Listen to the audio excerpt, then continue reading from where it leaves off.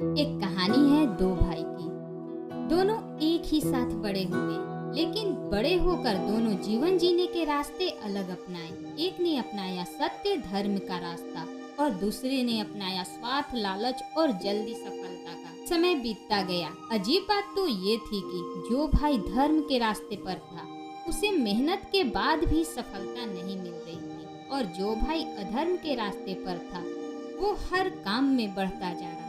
धन, शक्ति, लोग, सब कुछ उसके पास था। तब पहले भाई के मन में सवाल आया, क्या मैंने गलत रास्ता अपना लिया? उसके मन में दो आवाजें चल रही थी। एक आवाज कहती, क्या इस कलयुग में स्वार्थ और लालच को अपनाने से ही सफलता मिलती है? और दूसरी आवाज कहती, चाहे कुछ भी हो, धर्म का रास्ता मत छोड़ो। उसने फैसला कर लिया, मैं अधर्म का रास्ता नहीं अपनाऊंगा। समय बीतता गया। धीरे धीरे उसे समझ में आने लगा, उसकी सबसे बड़ी समस्या उसकी गरीबी नहीं, संघर्ष भी नहीं था, बल्कि तुलना थी। उसने तुलना करना छोड़ दिया। उसका मन शांत हो गया। संघर्ष अब उसे तोड़ना नहीं, बनाना शुरू कर दिया। धर्म के रास्ते पर उसने बहुत कुछ खोया, जल्दी मिलने वाली सफलता, आराम का जीवन और सफलता की कई रास्ते। लेकिन संघर्ष ने उसे 3 बड़ी बातें सिखाई। पहला, धैर्य। हर चीज सही समय पर ही मिलती है, जब हम उसके लायक बनते हैं।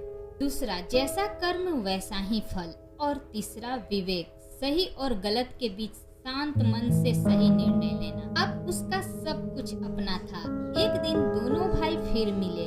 दूसरे भाई ने हंसकर कहा, देखा, इस दुनिया में वही सफल होता है जो सिर्फ अपने लिए जीता है। पहला भाई मुस्कुराते हुए बोला, तुमने सब कुछ पा लिया, लेकिन तुम्हारा कोई अपना है? तुम्हारी खुशी सिर्फ चीजों तक ही सीमित है, और तुम्हारे आसपास के लोग, वो भी तुमसे सिर्फ स्वार्थ और लालच से ही जुड़े हुए हैं। इस बात को सुनकर दूसरा भाई चुप था, क्योंकि उसके पास सब कुछ था, लेकिन सुकून नहीं था। यही जीवन की सच्चाई है। हर इंसान के अंदर जीवन जीने के 2 रास्ते बनते हैं, एक धर्म सत्य का और दूसरा लालच, स्वार्थ और अहंकार का। राम और रावण की लड़ाई सिर्फ इतिहास में नहीं थी, वो आज भी हर इंसान के अंदर चल रही है।